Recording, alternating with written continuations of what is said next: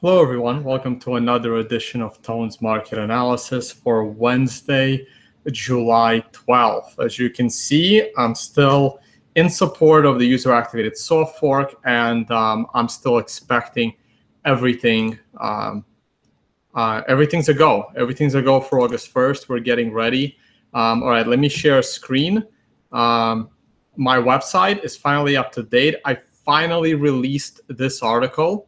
So if you do not follow me on Twitter, make sure you go to Liberty Life Trail and read this article. I actually have no idea how many people read this article because I don't have like a view counter. Like I don't have any metrics. Like I don't do analytics. Like I don't care, guys. I just find the time to get out content, and I don't worry about my popularity or how many people actually see the article. So I strongly recommend you read this, and I will get back to it later in the show. Also, I've decided to go up to Montreal tomorrow. There is a user-activated soft fork understanding and prepare event. It's a meetup in Montreal. It should be great. So I will be heading out there. This event will be live streamed. I might be one of the live streamers right on this channel. There's going to be a dedicated, I think, a Bitcoin embassy out of Montreal. They're going to live stream it as well. So there'll be several live streams. So watch out for that. That's going to take place tomorrow. Also on my agenda for tonight, I'm going to head back to my cabin. So I have between midnight tonight and about 9 a.m. tomorrow morning to finish setting up my my Avalon miner. I already created an account on Slush Pool. I'm gonna set that sucker up. I have all night to do it. I will get that sucker going. I'm gonna put it on Slush Pool. I'm gonna point it to BIP 148. I'm gonna get it done. I did a bunch of more research. As you can see, I have like my back and forth with Canon support. And I have like all of their other articles and a lot of their, I mean, like, look, this stuff isn't, it wasn't that easy for me, right? Like it wasn't even that easy for me to set up the node and get port 8333 open. So I have to finish the job. I have to get the miner up and running. So I'm going to do that. Quick calendar update. I'm obviously not in London this week, but I will be in LA. I have my ticket to LA. I don't have my ticket coming home. I might go to San Francisco. I have no idea what my plans are, but I will be speaking in LA on July 22nd. And after that, I'll try and go to San Francisco and maybe attend the San Francisco meetup on the 25th. And there's some kind of an event on the 27th. I don't know, but I'll look into it. All right. And if you are in Montreal, definitely come out tomorrow night. If there isn't too much traffic and I don't get detained at the border for one reason or another, I do plan to drive to Montreal. It's about like a 7-8 hour drive for me or something. So I'll drive into Montreal Thursday. I'm going to try and be there like an hour ahead, attend the meetup. I'll try and find some energy to go out, and the next morning drive back into the US. Okay, so you can imagine how busy I am. All right. Let's go into the markets. I'm already like 5 minutes in. Okay, here's the daily version of the stock market. And look, I've just been copying and pasting this whole thing through, right? This is why buy and hold does extremely well. Unless you're babysitting the market or an asset where you can sell on this dip and then buy off the dip, right? You can like sell on this and buy on that. So notice the big difference here, right? I said a year ago, this, while all of these gloom and doom websites, right, whether it's Zero Hedge, whether it's, everybody and their mother that is selling newsletters, they're always telling you that the stock market is at an all-time high and it's getting ready to collapse, okay? Here's what I mean, go back to my videos. Go back to my videos from last year. I think I started this channel in October. I think my channel started in October, okay? Look. Big yellow box, cannot be all-time high, too many exits. Cannot be all-time high, too many exits. We go higher. Look, I don't have it here, right? So I should probably add this in here. Let me, let me put a, let me put a circle in here.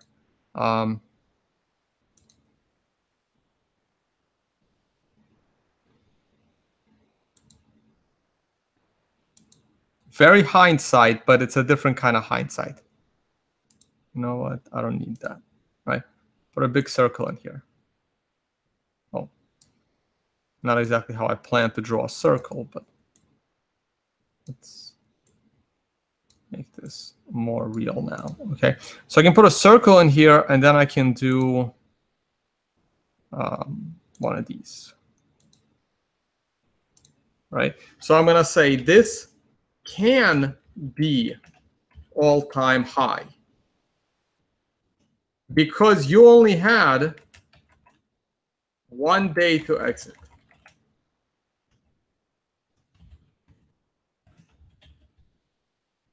All right. Water is going to be red, very light, a little lighter. Okay. So this is how you're supposed to read the market, guys. Something like this could have been an all-time high. Okay, it could have been, but you had one more shot and it came up a little bit short, okay, so you still could have, it still could have been. And then I had this yellow line here. If it falls below the yellow line, boom, you're looking at a monster pullback to the 200-day moving average. Other than that, the 50-day has been bouncing you pretty well. Okay, let me zoom in a little bit.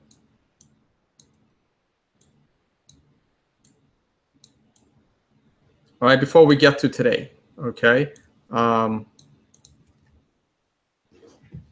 make this thing a little smaller for future reference. There you go. Okay. And then we're back. Boom. Cannot be all-time high again. Once we get into this box, done. We're going higher. There we go. We're back in the box, and look what's going on. I can just keep extending this box, right? We fell out of the box for 1 day, back in the box, huge gap into today, and boom. Okay, this arrow still holds. I can move the text over a little bit so that it's more in the middle, and we're gonna go higher. Okay, let me throw the numerics on here. I also love it that this possible all-time high came on a 9. Came on a 9. A 9 is a sell signal right there. Came on a 9 sell, and more reason to think it might be the all-time high.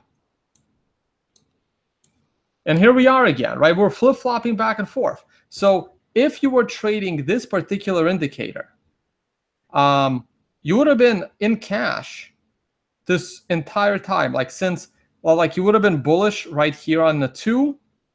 You would have gone long here, and you would have stayed long until this red candle where you go back to cash. You could have gone short on this candle right here, this guy. But then the next day you're back in cash. And again here, now you're in cash. Color flips, you're in cash. Like complete indecision. Like I wouldn't even touch it.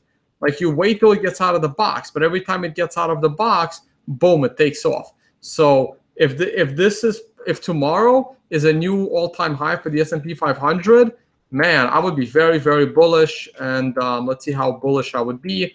I would be bullish right into this red line. I mean, not in 1 day, obviously. That would be insane. But we go up. Okay.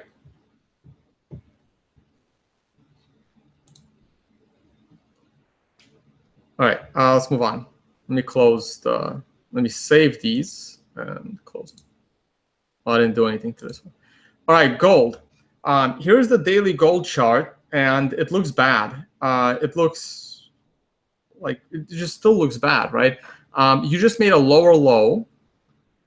No clear divergence in the indicators at all. So there's really, there's nothing to cling to. Absolutely nothing. This may be the bear market low, but it's too early to tell again, right? It's once again, it's too early to tell, because if we go below this low, if we go below like the 1180 low, I mean, this low isn't going to do anything. I mean, once we go below this major low, it's all she wrote. I mean, we're going to go back down. Let me just zoom in, see what's going on the daily. You know, if I'm going to zoom in, let me drop the indicators.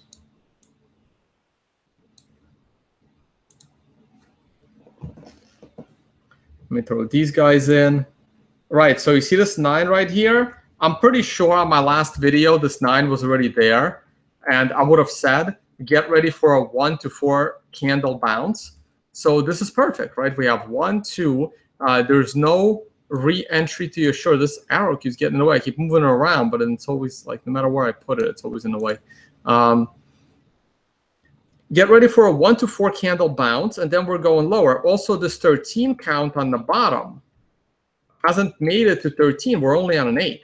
So we're still waiting for this 9 to finish its bear trend. We now have another 9 that can potentially start a whole new 13 count to the bear side.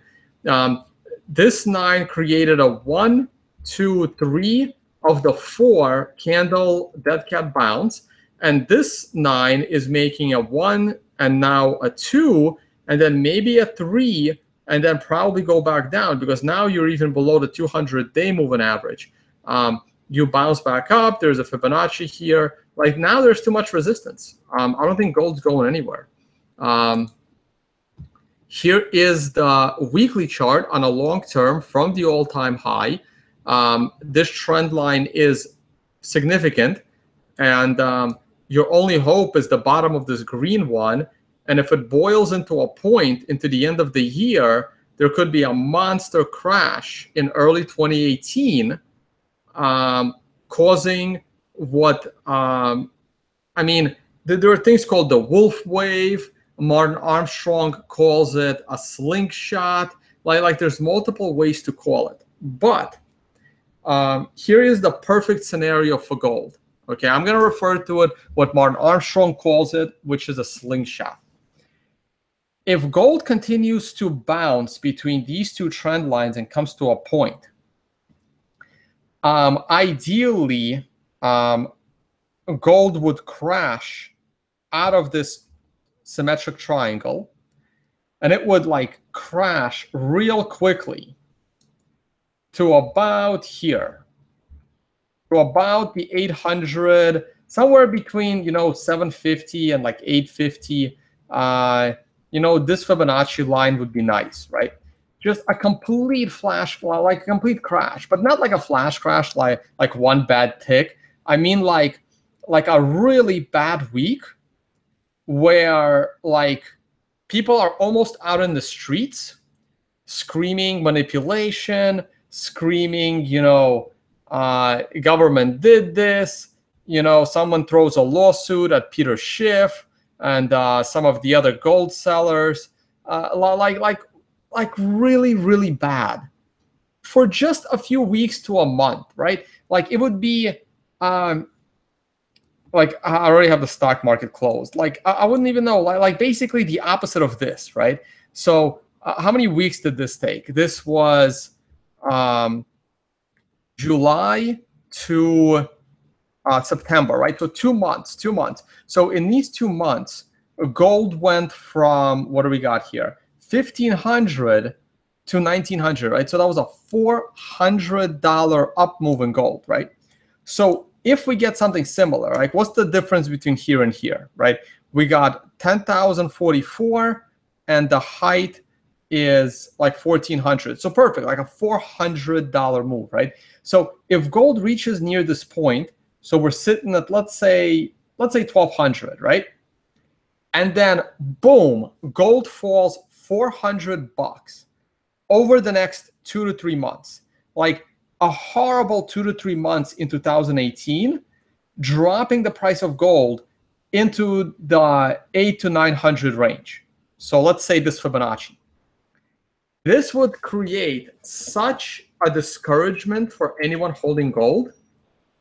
And like there'll be no more sellers of gold. Like it'll be like done. Like people's mentality would be like done.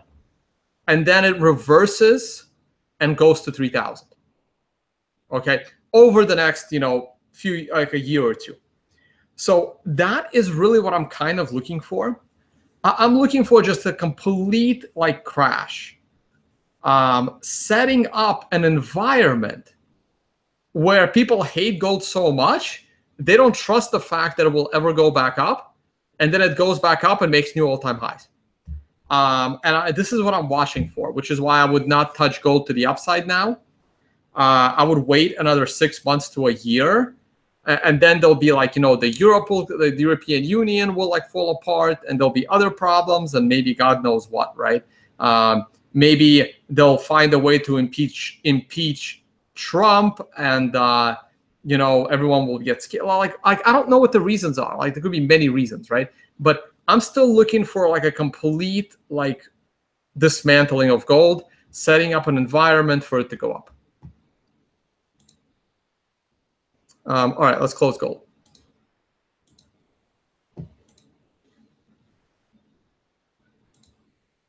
Oh wait, let's not close gold. Let me just glance at my numerics. I know I spent too much time on gold, but some people like, look, there's a lot of gold bugs that are still watching me, right? All right, so the weekly gold is still in a bearish trade.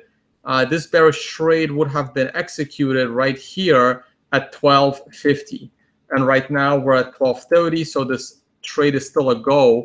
So the daily chart is on a 1 to 4 day dead cat bounce, but the weekly chart is still, stuck here. So this is a 5. A 5 is actually a fairly important number because it sets up the 9.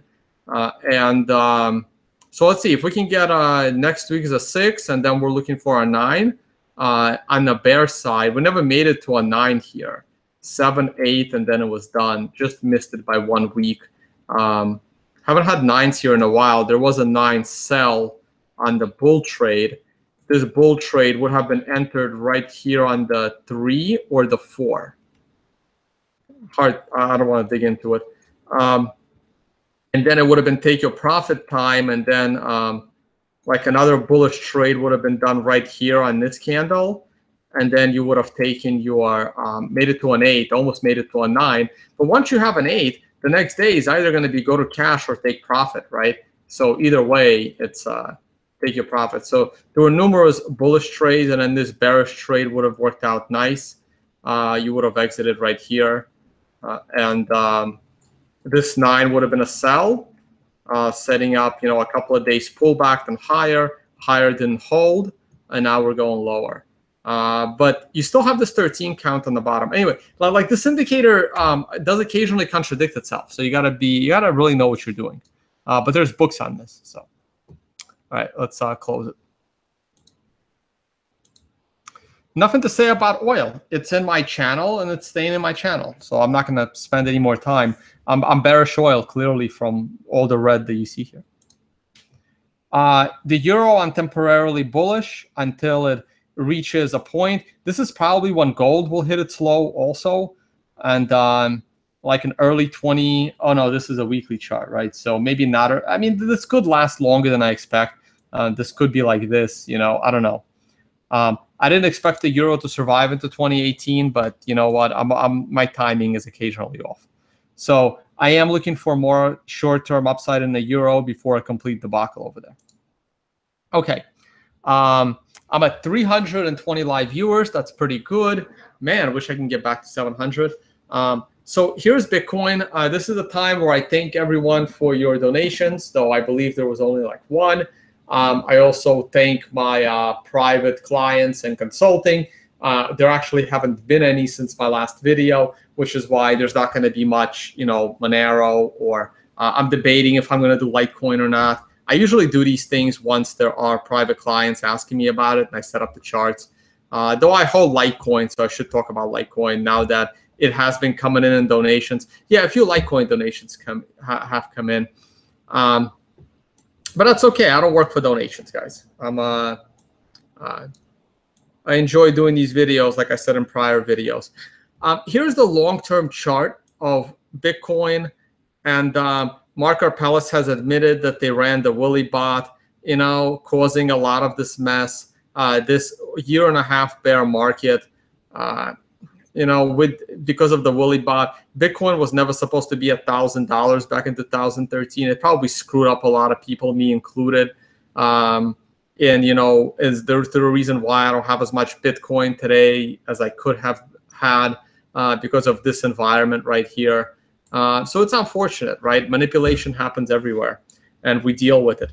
So I don't believe Bitcoin is in a bubble because it has only gone up 2x.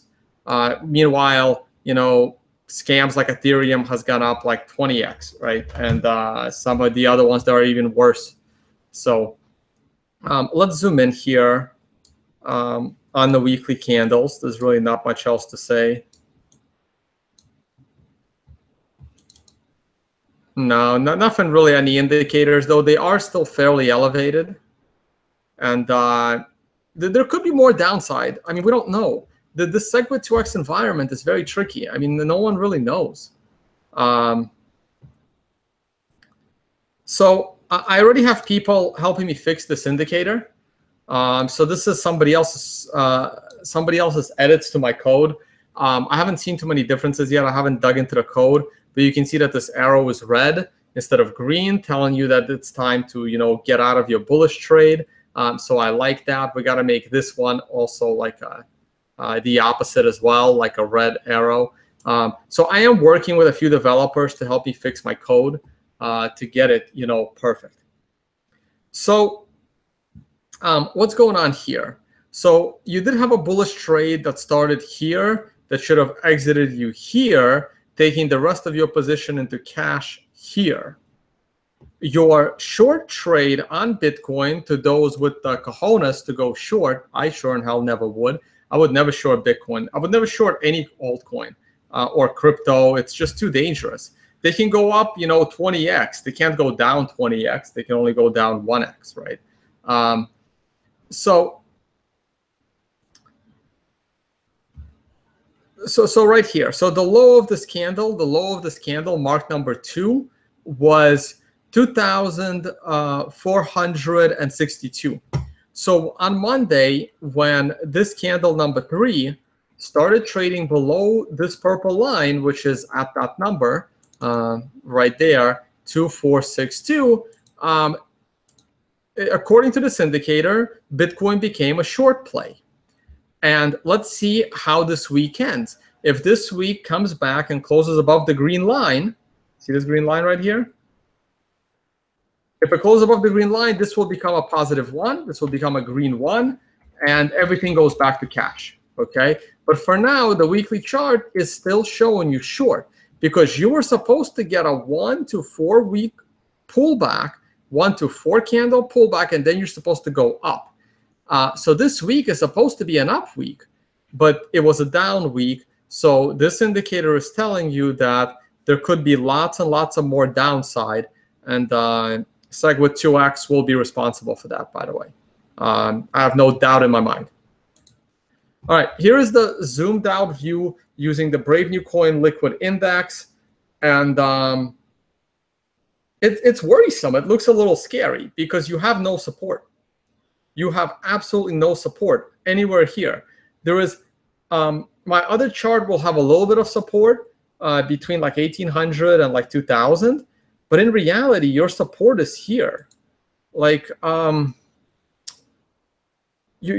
you broke out above the red line, you never really tested that red line.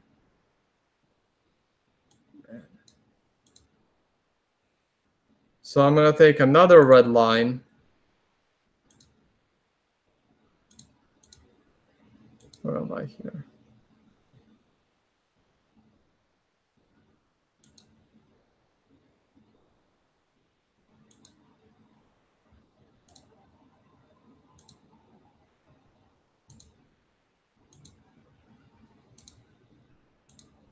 So somewhere between these two red lines is where your actual support lies. So if we start to go down, that is where you should go down. This is why it wasn't the best thing in the world for the price to get so high. you kind of wanted it to get to about here, like 1,800, 2,000, and then pull back and test at least one of these red lines, and then go up to go higher. When you go up uncontrollably, it creates this bubble-ish situation that can cause it to go down. Now, I don't believe that it will ever go down below this line, but it depends, right? If the big blockers and the hard fork gets momentum, anything can happen, right? Anything can happen. When you have a bunch of clowns that don't belong near a computer programming Bitcoin code, I have a problem with that, right?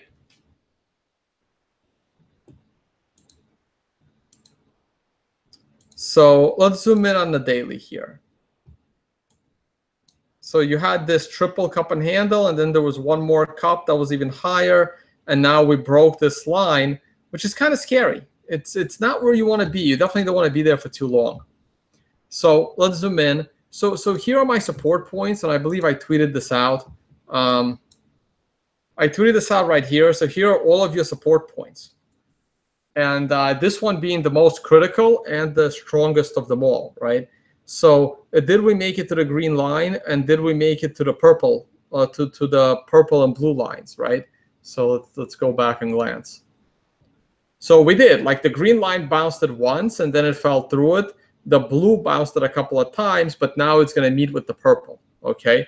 So our counts, I mean, the triangle broke out, so there was a bullish trade here, both off the triangle and off the numerical. But then that all fell apart right here on this orange one. The 50-day moving average held it for a minute, and then there was actually a short trade on the bottom of this 2 and a second chance to do it on this 4. And now both the weekly and the daily are still in the short trade. Don't I wouldn't get all bullish just yet, right? Because now you have resistance. This yellow line is resistance. This 50-day moving average is resistance. I mean, it's nice that today's candle is now above the previous candle, and the previous candle does have hammer qualities and doji qualities. Not exactly either of them, but has their qualities. Like, it's good, but I would not put on a bullish trade on Bitcoin right here. To me, these indicators, we're now below the triangle, we're below the 50-day, and the numerical indicator is on a red 6, telling you that your trade that was entered on 2 or on 4 should still be a short trade. So it's nice that we're bouncing off support, but in no way am I bullish Bitcoin off of today's price action. I am still leaning bearish here over bullish, or in cash, because not everyone wants to short Bitcoin. So even though today is a nice day, I am not calling for a buy here by any means. It was easier to call, Bitcoin a buy in this area here than it is to call Bitcoin a buy in this area here, because we're just so much higher. We're just so much higher. Like, calling for a perfect buy right here. Look, I called for a perfect buy at 760 right here. And then I called for a perfect buy at 950 right here. I'm not going to call for a perfect buy here, because if I'm wrong, we're going to go down to 1300. Now, this I will call a perfect buy. I mean, you can risk it and buy at 18. But for me, the perfect Bitcoin buy would be around 1250, somewhere between 12 and 13. I think it's crazy to call for a Bitcoin buy right here. It's also a dangerous short. So even though all of my technical analysis is telling me that if I ignored the fact that it's Bitcoin, I should be in a short trade both daily and weekly. I don't care about the hourly. It's nice that we've gone above this high. And this is this W pattern, which is known. So if it holds true, you're looking at the difference between 2223 on Bitfinex, and looks like about 150 bucks, right? So you're looking at $150 gain. Now, if we do go up 150 bucks, from here, that may put us above this green line, which will then put the weekly chart into neutral. It will certainly throw the daily chart into neutral, and then we can talk about, you know, a bullish trade the next day or the next week. But right now, I'm not bullish Bitcoin right now. I'm sorry, guys. A Litecoin, however, looks good. Litecoin versus Bitcoin looks bullish. Look, you have a green candle, weekly candle of Litecoin versus Bitcoin that has opened and is starting to close above the previous closing highs. So Litecoin against Bitcoin is in a much better shape than Bitcoin is against the US dollar. You're now on a green 5 telling you that this trade off of this 2 candle is in the green, and you should hold it and wait for a 9 in order to potentially take your profit from this trade.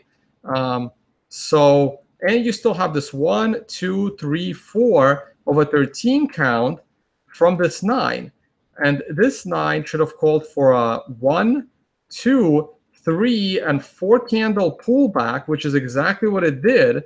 And on the 5th candle, we started to go up, showing you that this 9 did not lead to a complete reversal from bullish trend to bearish trend, but it just took a break before resuming the trend of the 9. So Litecoin looks very good against Bitcoin on the weekly charts.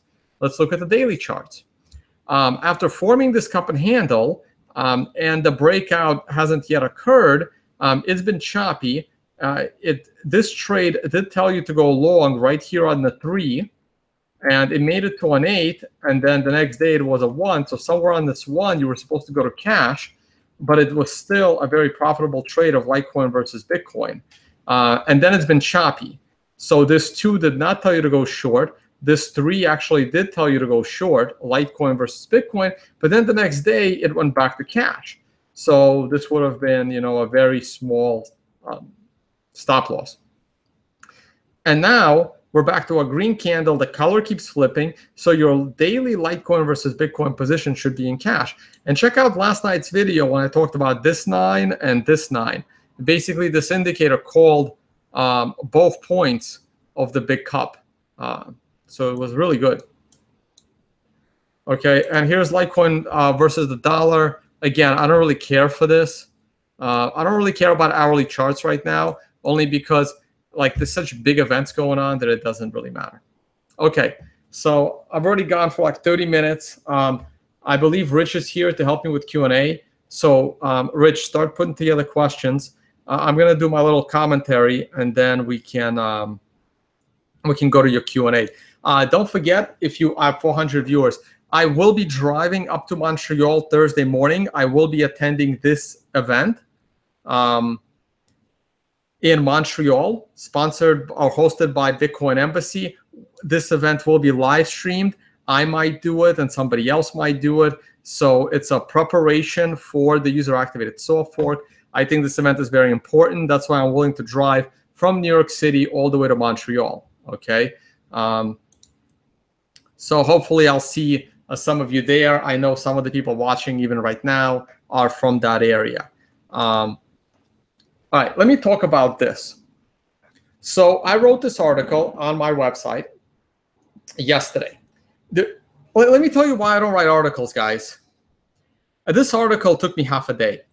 I started writing it at about 10:30 a.m. and I finished writing it at about like 3 or 4 p.m. I am a very slow writer. I have to proofread it like 5 times, and I bet you there's still like a dozen plus spelling mistakes and grammar mistakes, and I'm very detailed. All of these links are very, very good. So you really do want to read some of these links through. And I specifically made this entire blog post about why August 11th is so important to me, okay? This was a date I wrote about in 2014, that August 11th will be one of the most important days in the life of Bitcoin. I wrote it in 2014. I didn't think anything of it. And now it's becoming serious, okay? So unfortunately, it didn't line up with August 1st. That would have been amazing. I think I would have really been known as the Nostradamus of Bitcoin, predicting that August 1st was going to be the most important day of Bitcoin's life. 3 years, but predicting, you know, August 11th, which is 10 days off, I think is pretty damn good. So let's see what happens. Okay, let's see what happens. I don't know what's going to happen on this day. Maybe it's nothing, right?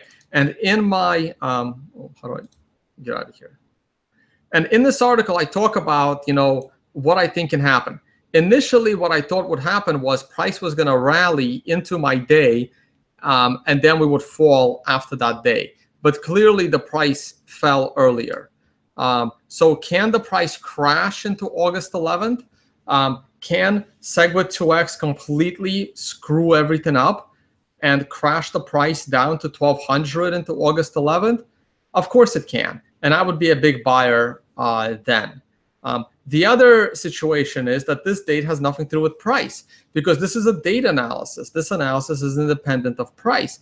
Sometimes it coincides with the price, and sometimes it does not. And hopefully, well, nothing has to happen that day, but I really like how these events are surrounding this day are so important. My previous day was June 16th, and that surrounded the entire Greek banking shutdown. So I give you, you know, here is an article, Bitcoin surges as Brexit worries mount, that came out on June 16th itself. The Greek banks shut down on Sunday, and they did not open on Monday. They announced it on Sunday, on June 28th, that the banking system is going to shut down. So once again, I was about 10 days off from a very, very critical day in the life of Bitcoin. I still think this point in time changed the bearish trend of Bitcoin to a bullish trend, and it got on a global radar once again. Sometimes these dates, and I use this analysis from Martin Armstrong's work, so you can read more about it here in my intro. And I always remember February 27th, 2007.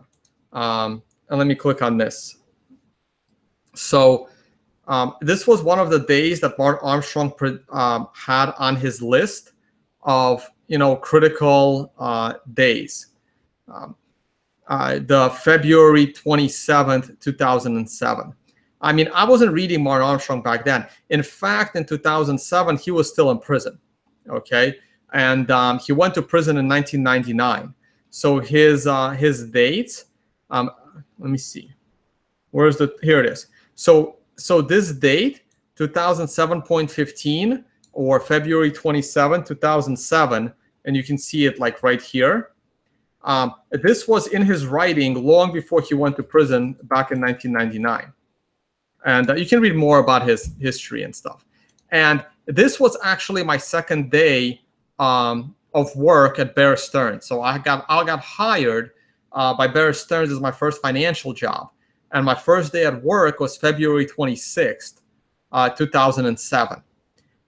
My second day at work became known at my job because I had to build a stress test as a risk analyst to stress future models. My second day at work, I named that day the Shanghai Surprise. My second day at work, the Dow Jones fell 400 points on that day, February 27, 2007. It was the biggest one-day crash since the 1987 crash, I think. It was something bad, or like since the 2000 crash. It was like a really bad day, and it was like panic in the market. And that was my second day on the job in finance, and that was the day I was dealing with. And then later, when I started reading Martin Armstrong's work, probably in like starting 2012 or something like that, or 2013, maybe 2011, I don't remember. I ran across that this was one of his dates that he predicted long ago. And I'm like, wow, because I clearly remember this day as my second day on the job, dealing with a big market fallout. So ever since then, I really liked his work. And that's why I applied his work to this time analysis here to come up with August 11th. So let's see what happens. All right, so quick comments on, all right, I think I can stop sharing camera at this point. Oh no, one more thing. So I am really, really getting frustrated with SegWit2x bullshit, and it's starting to be beyond bullshit. Like bullshit is not even a good way to say it. So not a single developer on this list supports the SegWit2x idea. And there are these complete fools on Twitter and YouTube and all of the other social media that are commenting at me. If only Core would support a block size increase, everything would go smoothly. Like, I don't understand like how stupid a person has to be to say that. I don't understand how stupid a person has to be. Every Core developer is telling you that in their financial expertise, it's a bad idea. It's like you have a nuclear reactor, and some fool on Twitter comes in and says, can we throw, this mixture of uranium and plutonium into this nuclear reactor? It might be better. And then you have, 100 scientists telling you, no, that's a bad idea, and some are even laughing at you. And then these fools are standing there going, well, if only you supported this idea, it would work. It's like, I hate using the word retarded, but these people have to be retarded at this point, right? Like, when you have 100 experts telling you this is a bad idea, and you're sitting there telling them if only they supported it. Well, like, what the hell? Like, what the hell? Like, here's the other problem. If these guys came out and supported it right now, I would want all of them fired. I would want Greg Maxwell fired. I would want Eric Lombroso fired. I would not want any of these guys to touch Bitcoin code again. If they're going to go against their ethics, if they're going to go against what they know as computer scientists is wrong, and they compromise on what they know is wrong, I don't want these guys programming Bitcoin code. I don't know who I would want programming Bitcoin code. I would want either some new people coming in. I would actually call up the Federal Reserve and I would ask them to bring in their developers at this point, right? Because I would trust the Federal Reserve's computer science department better than the people programming SegWit2x, better than the people programming Bitcoin Unlimited.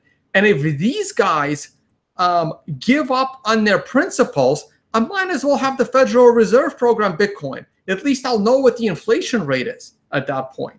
So this is completely ridiculous, okay? Meanwhile, everyone seems to think that it's okay to go against users and to go against the core developers in hard forking Bitcoin. You know what? Hard fork Bitcoin, make it your damn altcoin, and go your own way. Go hard fork it, okay? Anyone competent is going to be running the user-activated soft fork. They're going to be running BIP148. We're going to get SegWit by August 11th, and we'll have one chain. And if those idiots want to go hard fork to 2 megabytes, go hard fork to 2 megabytes. All right? Like this is insane. Oh, I forgot where I saved that chart. Hold on a second. Here it is. So I pulled this up the other day. I forgot who made this. It might have been Bitfury. I don't know. But here, this is how insane this is, okay? This tells you what the latencies. There are so many problems. I mean, forget the fact that the community will split with the block size increase. Just look at this. This is the reason why it was lowered in the first place. Block verification time, okay? Look, right now, it takes 0.15 seconds to verify a block, okay?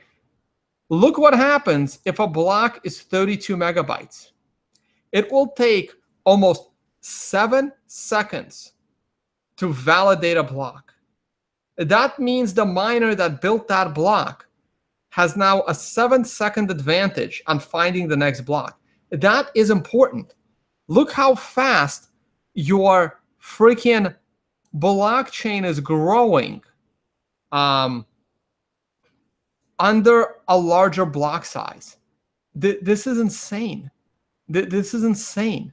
You don't hard fork. You leave it at 1 megabyte until you have absolutely no choice, and your group of 100 top core developers are now saying that, you know what, maybe now the risk of a 2 megabyte hard fork, or maybe a 1.5 megabyte hard fork, maybe right now the risks are worth it. But right now the risks aren't even worth it to consider the situation. Okay. And also, look, we have way more people preferring the user activated soft fork. I mean, look at this. Okay, we're getting there, guys. We're getting there. We're almost there. Look at all of these companies that are preferring the user activated soft fork. Just look at them. Okay, don't listen to crazy people. Don't listen to freaking BitPay. Okay. Don't listen to BitPay, who gets to have their word on Bloomberg, right? This is ridiculous. BitPay is now a subsidiary of Bitmain, okay? They should just rebrand. They should just rebrand to Bitmain Pay, okay? So don't listen to this nonsense, okay? Stick with the user-activated soft fork and get ready. And I will be setting up my miner. I have 12 hours starting at midnight tonight to get it done before I'm going to go to Montreal to this event. So hopefully I'll see a bunch of you guys there. All right, time to stop sharing camera and get to your questions. All right, let's see what we got here. All right, thank you, Rich, for helping me out with the questions. Again, thanks everyone for your donations. Thanks everyone for your support. Thank you to the private clients that should be coming back. Been a slow week, but I'm sure it'll come. When the price of Bitcoin dips, I guess so are people's interests in in spending. All right, let's get to your questions. Are your charts using weighted moving average or exponential moving average or simple? My charts use simple moving averages. For some reason, I prefer the simple moving average. One of the reasons is because it's the most popular moving average. I find sometimes with technical analysis, sometimes if you're the only one using something, it's great, you have an advantage. But the other time is you want to use something everyone else uses, because that helps everyone kind of pile into the same trade. So I use simple moving averages. Next, if BTC forks, would both Bitcoin Core and BU go to all-out war without holding back, trying to sink the other side? I don't know what's going to happen, guys. I don't expect Bitcoin to fork. I still give Bitcoin a 5 to a 10% probability of a hard fork. They're not going to fork. They will lose all of their money. They will go broke. The side that hard forks will not survive. They will literally go broke. If they could hard fork, they would have hard forked with Classic, with XT, with Unlimited. They tried hard forking with Unlimited, by the way. They lost their 13.5 Bitcoins when they mined an invalid block, and then they never did it again, right? So they already tried that. That shit don't work. That shit don't fly. So let's see what happens.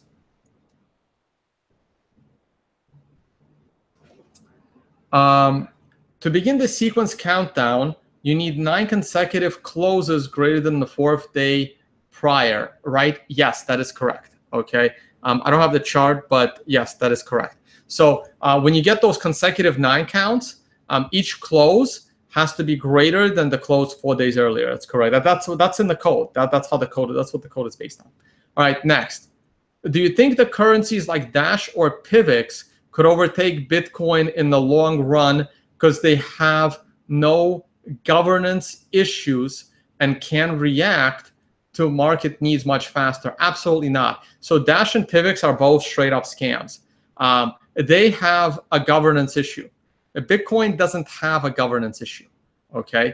Okay, here's the thing, right? So what you see as a positive with governance, and anyone that understands what decentralization is sees that as a negative.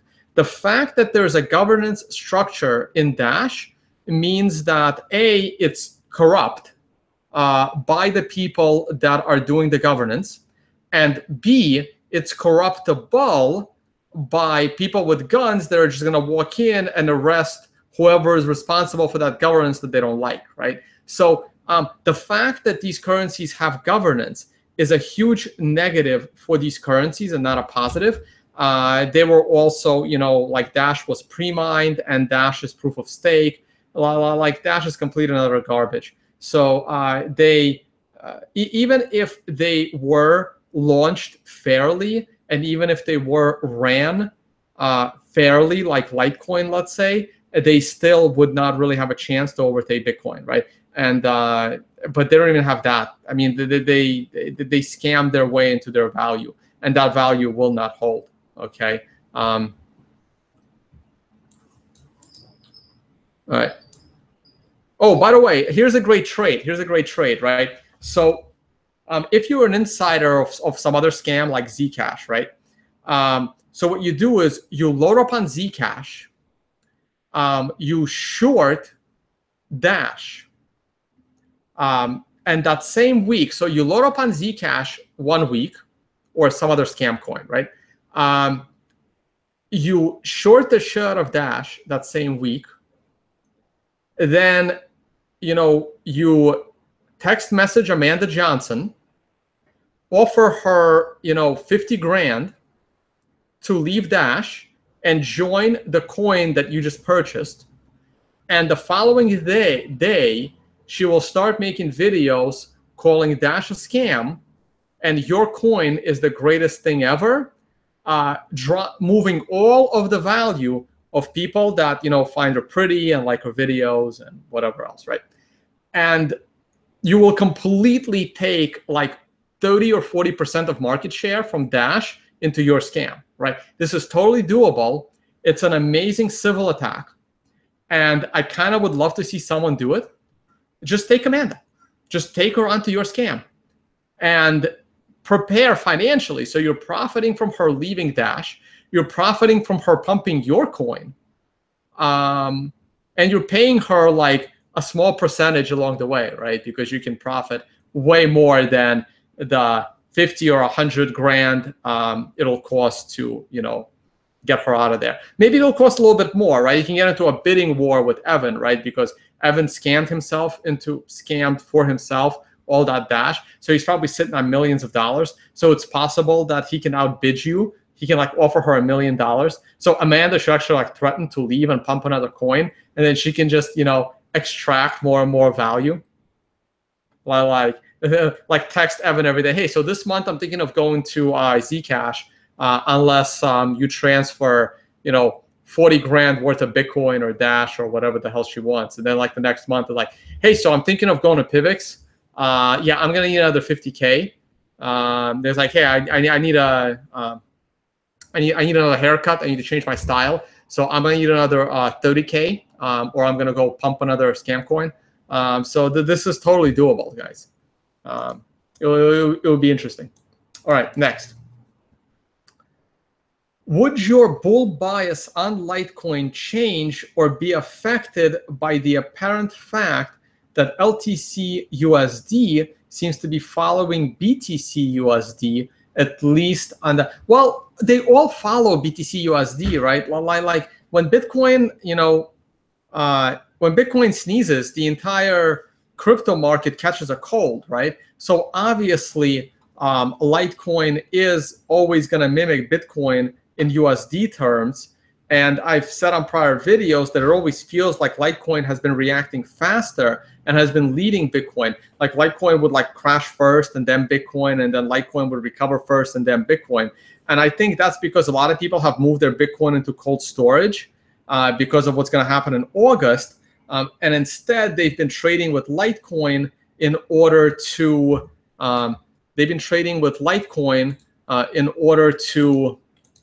oh, sorry, guys, I'm getting another Skype call here. And I'm not sure how to. 1 second.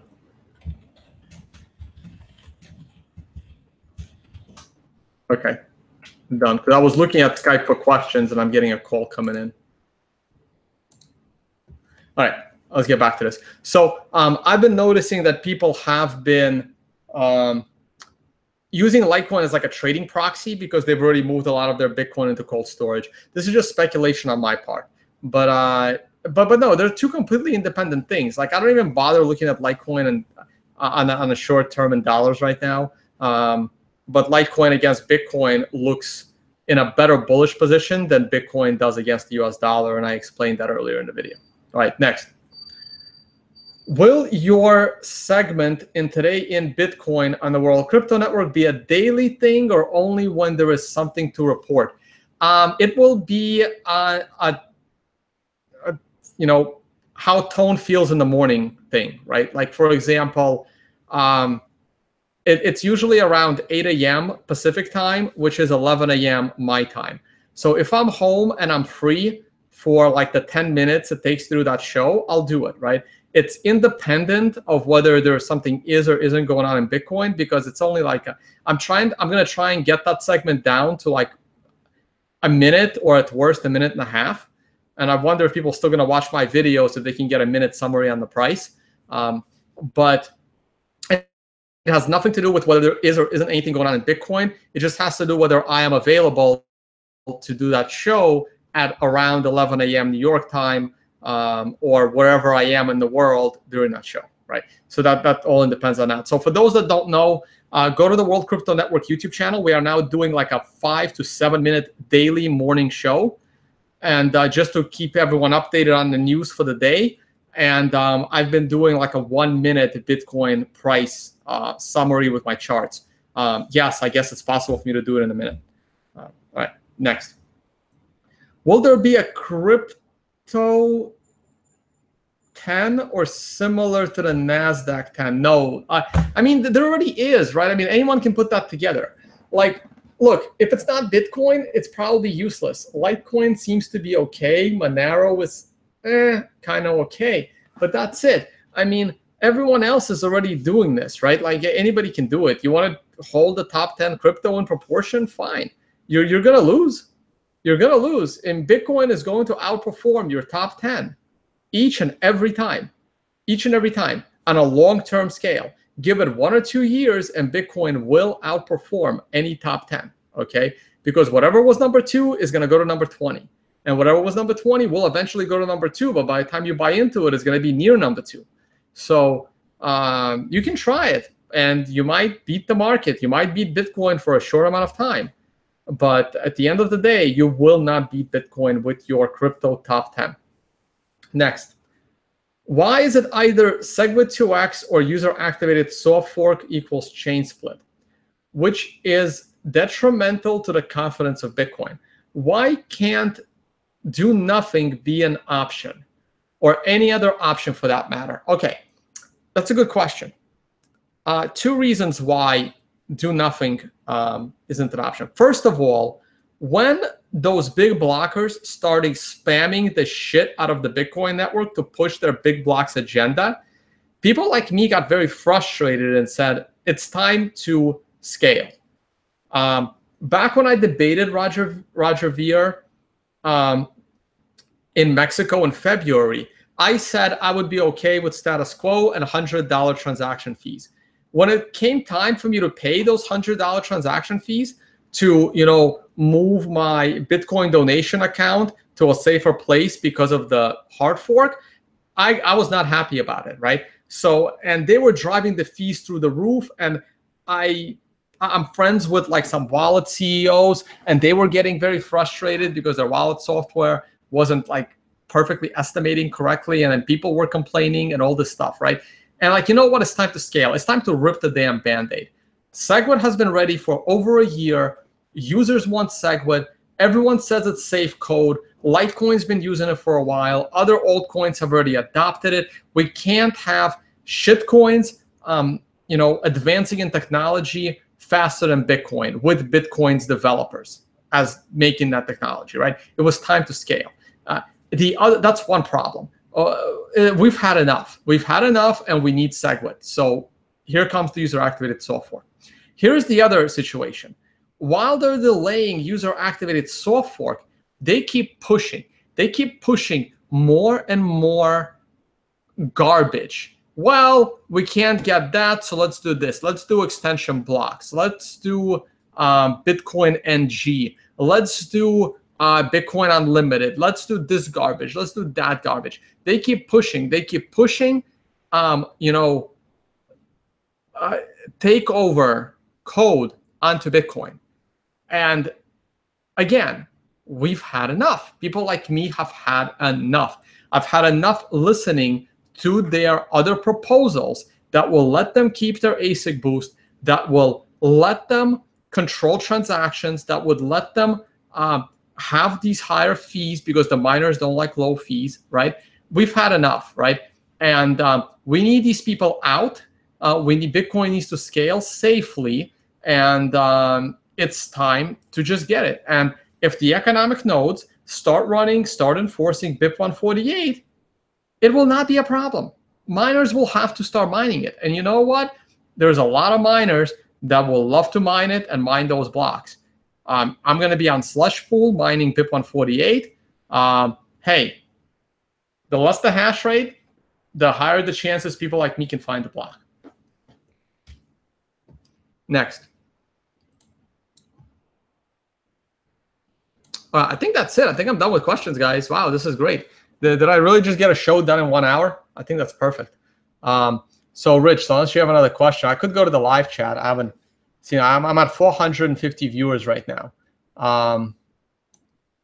Guys, please stop asking me about altcoins. If you want to know my opinion on an altcoin, just Google me with that altcoin, right? There's also a podcast called Crypto Scam. If you're asking me about a coin that was covered in Crypto Scam, please go watch Crypto Scam, okay?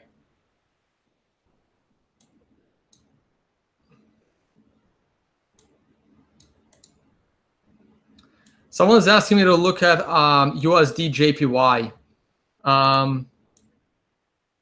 Sure, maybe next time I'll try and sneak that in. Do you think that Bitcoin August events will be the same as BTU crash in January? I don't know. I don't know what to expect, guys. I can't speculate on what's going to happen in August because we're not near August yet, right? We still have a month to go.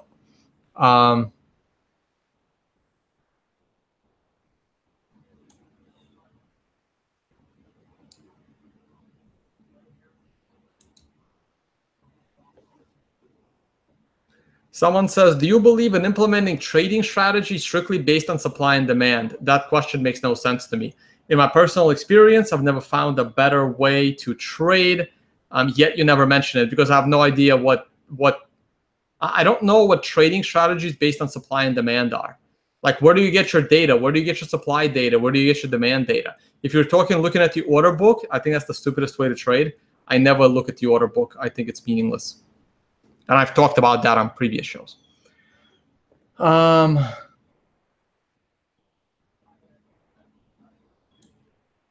right, hey guys, you have to realize that there's a difference between a chain split and a hard fork. They're not the same thing. So when someone is mentioning in the comments that a chain split would be detrimental, it's not. A chain split is not a hard fork. So please look up the differences, and then I'll follow up with maybe another question later on.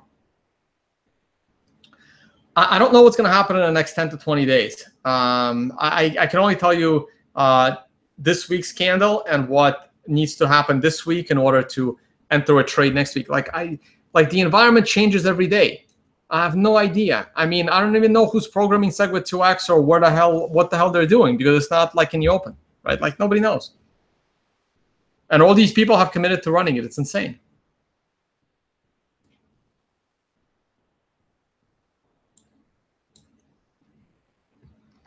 Yeah, if there are 2 Bitcoins, if there is a sustained hard fork, you probably won't be hearing from me because I'm gonna go back to. You'll be hearing from me, but if you care about gold and oil, I'll be way more detailed. Gold, oil, S&P 500.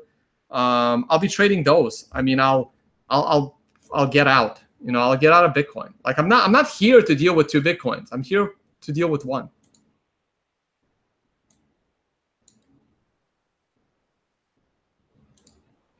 How can Bitcoin become universally adopted, accepted with the current transaction issues? I don't want Bitcoin to be universally accepted and adopted right now, especially accepted. Bitcoin is not here to be accepted for your cups of coffee. Bitcoin is here, to quote another developer, Bitcoin is here to make transactions people with guns say you can't make. No one is telling me I can't buy a cup of coffee, but they are telling me I can't do certain things. And that's what Bitcoin is for. I don't care if it's universally adopted. Okay, it'll come when the other side screws up. Like, we need to slowly scale. We need to safely scale. Okay, I don't want to be Visa right now. I don't care. Like, my Visa works for me just fine. I just got my another Visa. I think I just got like my 8th credit card or 10th credit card. I finally got like the Visa Amazon Prime card. Time to save 5% on every Amazon purchase with my Amazon Prime Visa, right? Like look, I don't need Purse.io. I'm saving 5% by using Amazon's credit card. Like, why do I need to save 5% by using my Bitcoin, which is way too valuable for me to use? I'll use a credit card. I can also do a chargeback. I have the advantage by using a credit card.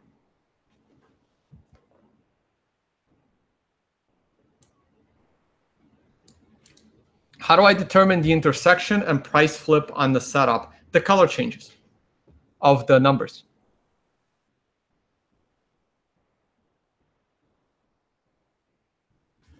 Tone, why is everyone who can say Bitcoin could fall below 100 because of the volatility between now and then? This whole shitstorm. There will be winners, but many are going to lose. Well, it's not going to go below 100. I think you might have meant 1,000. I can see it going down to 1,000, and people will panic. People will panic, and people will sell, especially people that just bought. People that just bought, they're going to be scared, and they're going to sell. And if you think you're going to be a buyer of Bitcoin, haha, trust me. If Bitcoin fell from 2,300 it is today to 1,000 by this Sunday, it's not just going to fall for no reason. It's going to fall for some pretty damn serious reason. And whatever that reason is probably going to scare the shit out of everyone that says, I would buy Bitcoin for $1,000. Yeah, anyone would buy Bitcoin for $1,000 if they can turn around and sell it for $2,000 the next day. But not many people will be buying Bitcoin for $1,000 when it has fallen in 3 days from 2,000 to 1,000, and you have no idea if it is going to 100 the following day.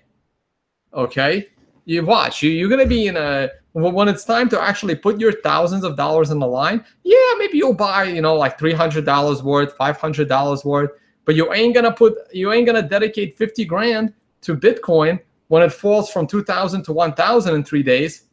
Trust me, no one's that crazy. Well, a few people are. That's how they ended up with 100,000 Bitcoin back in the day. But most of these bets, they don't work out. They just don't. All right, next.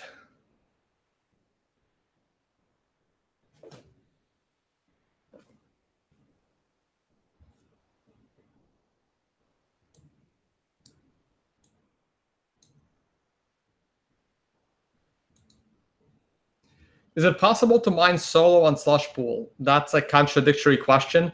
If you're going to mine solo, you don't need a pool. All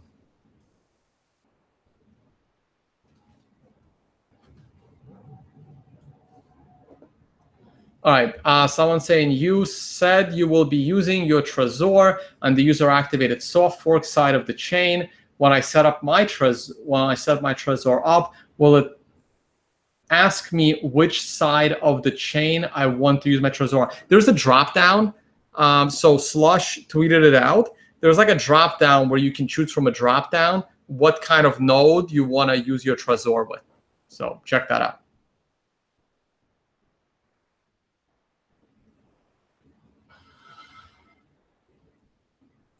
Will July 21st be a day we know a lot more about SegWit 2x? Probably.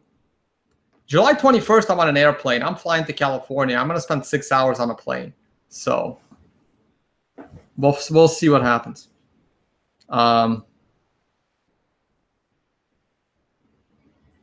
Yeah, SegWit 2x was tested on a brand new testnet, and it hard forked on a testnet. Anyone surprised? I'm not.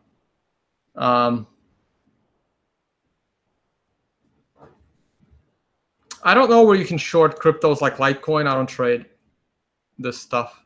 I trade other stuff. But I'm sure there are.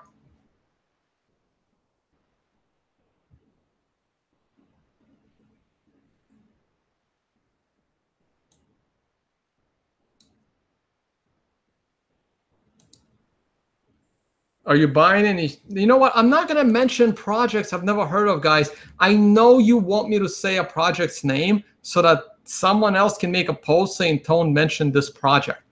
I'm not doing it. I've never heard of it. I'm not going to mention it.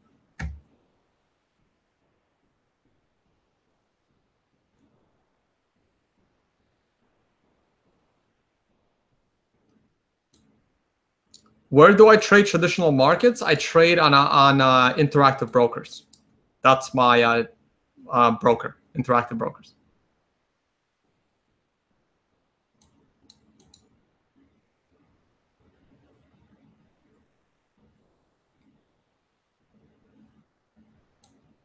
Will I do Monero charts again? Sure. I'm going to wait for another private client to ask me about Monero, and then I'll share the chart, the updated charts.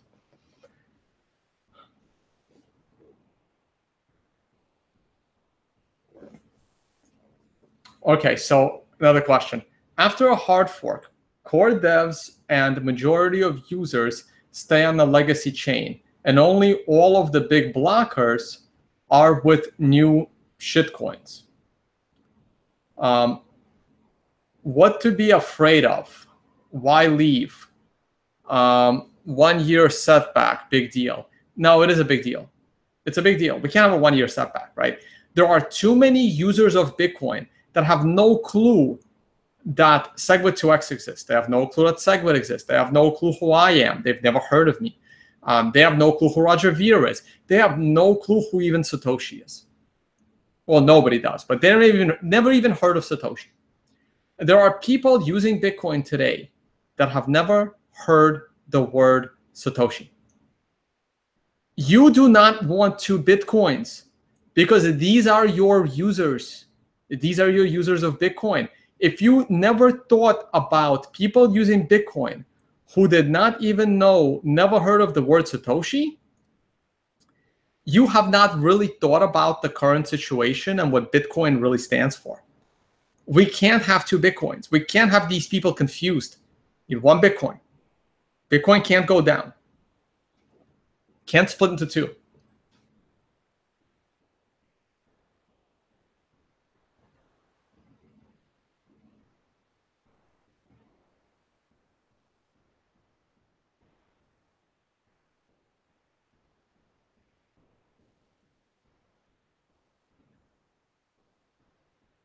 Let me see what else I got. People are complaining that I don't know anything about the EU. I'm gonna spend 5 weeks in the European Union starting September. I'll get back. I don't see how my view is gonna change. All right, guys. I think this has been good enough. I'm keeping it to 1 hour 20. I went through a bunch of your questions. So catch me on the next one. Again, thank you for your donations. Thank you to the private clients. And I'll see you all on the next one. All right. Bye, guys.